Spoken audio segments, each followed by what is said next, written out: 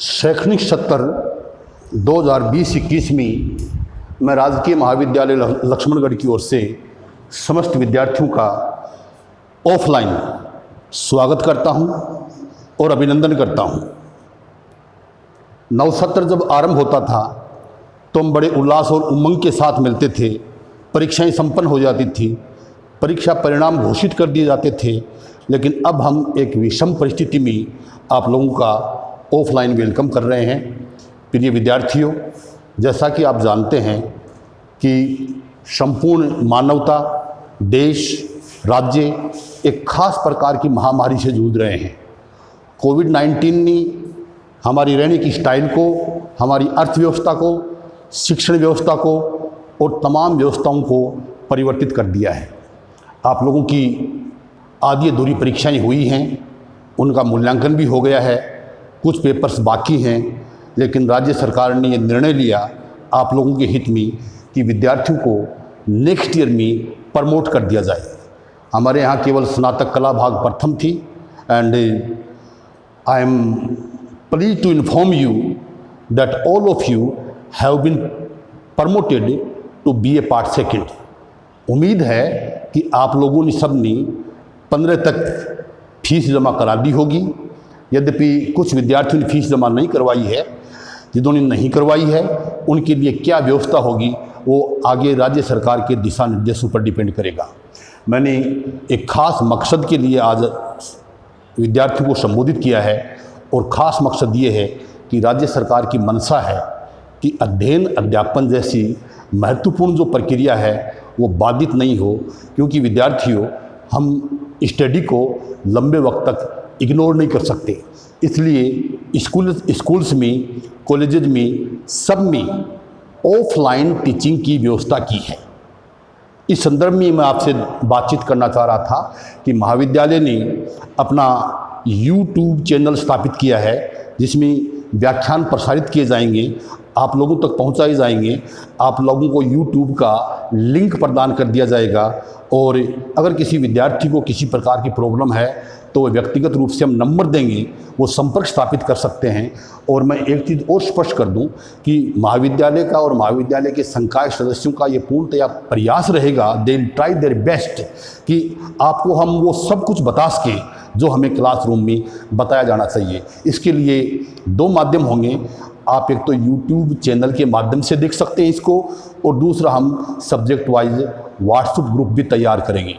YouTube channel का link आपको, जो हमारे पास आपने नंबर दिए हैं, अगर वो सही नंबर हैं तो उस पे आपको प्रेषित कर दिया जाएगा। और व्हाट्सएप ग्रुप में भी हम उन नंबर से आपको जोड़ेंगे। लेकिन ये हमने स्क्रूटनी में ये पाया कि आप लोगों ने जो नंबर महाविद्यालय में दिए हैं वो या तो वर्किंग कंडीशन में नहीं है या किसी रिश्तेदार के पास हैं। तो प्लीज़ मेरा ये आपको ये रिक्वेस्ट रहेगा, आपको निवेदन रहेगा कि आप उस प्रकार का नंबर महाविद्यालय में दें जिसको रेगुलरली आप देख सकें और जिसमें हमारी टीचिंग से आप सीधे रूप से लाभान्वित हो सकें। प्रिय विद्यार्थियों, आप लोगों का हित, आप लोगों का अध्ययन राज्य सरकार की प्रायोरिटी पे भी है, समाज की प्रायोरिटी पे भी है और हम लोगों की प्रायोरिटी पर भी प्राथमिकता है। हम इसको इग्नोर नहीं कर सकते। आप विश्वास रखिए कि हम लोग, जितने भी हमारे फैकल्टी मेंबर्स हैं, वो सब के सब आपको सिलेबस से आरंभ करेंगे। सबसे पहले ये बताएंगे कि आपका BA पार्ट सेकंड का सिलेबस क्या है।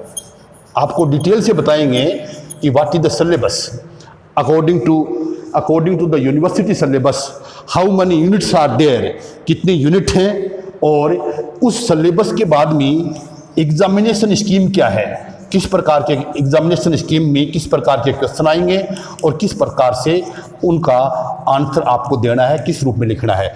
हम आपको जो मटेरियल चाहिए वो न केवल ऑडियो विजुअल फॉर्म में उपलब्ध करवाएंगे बल्कि आपको प्रिंट फॉर्म में भी उपलब्ध करवाएंगे। इसलिए मेरा आपसे निवेदन है कि अगर आपके पास स्मार्टफोन नहीं है तो किसी दूसरे मित्र की सहायता से आप हमसे सीधे जुड़िए, ताकि आपको हम अध्ययन संबंधी पूरी सामग्री प्रेषित कर सकें। हमारे व्याख्यान जो हैं वो लाइव व्याख्यान जो हैं वो आपको प्रेषित कर सकें। और एक चीज़ मैं और निवेदन करूं आपसे कि हम लोगों ने ये तय किया है फैकल्टी मेंबर्स ने कि हम आप लोगों को होमवर्क और होम असाइनमेंट भी देंगे। यद्यपि महाविद्यालयों में ये परंपरा नहीं रही है, लेकिन खास परिस्थिति के लिए खास तैयारी की आवश्यकता है, तो हम लोग आप लोगों को होम असाइनमेंट भी देंगे, होमवर्क भी देंगे, आपका फीडबैक भी लेंगे, ताकि हमें ये पता चल सके कि whether you are following the matter और not. If you have any problems then we will give you a chance to raise your problems in the WhatsApp group, और कोई अन्य प्लेटफॉर्म पर हम आप लोगों की जो एकेडमिक प्रॉब्लम्स हैं उनको रजिस्टर करके उन सब का समाधान करेंगे। अगर मैं अपने सब्जेक्ट पे आऊँ तो मैं अब शिफ्ट होता हूँ व्हाट्सएप ग्रुप पे इंग्लिश लिटरेचर के लिए। तो देखिए, मैं थोड़ा सा आपको सिलेबस के बारे में परिचय दूँ कि आपका जो there are two papers in second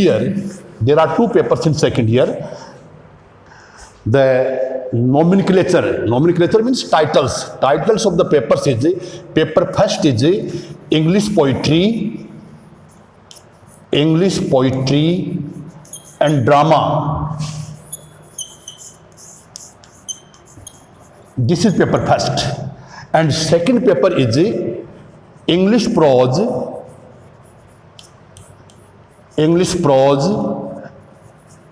and fiction. We are going to start with the paper first. English poetry and drama has been divided. It means the paper first has been divided into 3 units. Unit first is English poetry. Unit second is Indo-English poetry.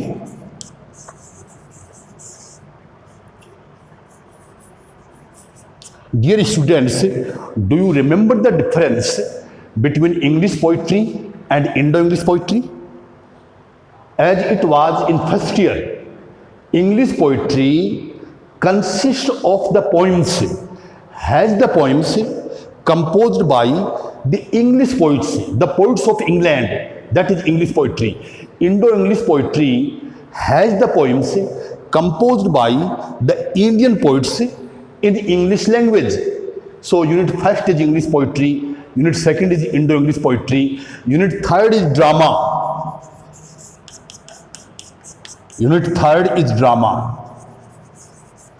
So these are the 3 units of the paper first. Unit first is English poetry, unit second is Indo-English poetry, unit third is drama. For proper study, for proper understanding, you will have to learn the background and the history of English literature. If you remember last year, that means in your BA Part first syllabus, you studied the Elizabethan age, the metaphysical age, the Puritan age, and the neoclassical age. I must give the names again. You studied 4 ages: Elizabethan. We will discuss all these ages in detail again, so that you can remember what was taught in first year. The second one is metaphysical.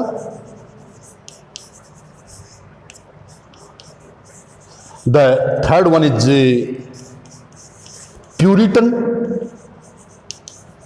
and the fourth one is neoclassical age. I am talking of first year. I am talking of the first year literature for the background, because it will serve as the background for the second year. If you remember well, the neoclassical age, we studied Johann Dryden. That was the last poem in that unit. In second year, we are going to start where we left in first year. So let me discuss the syllabus in detail.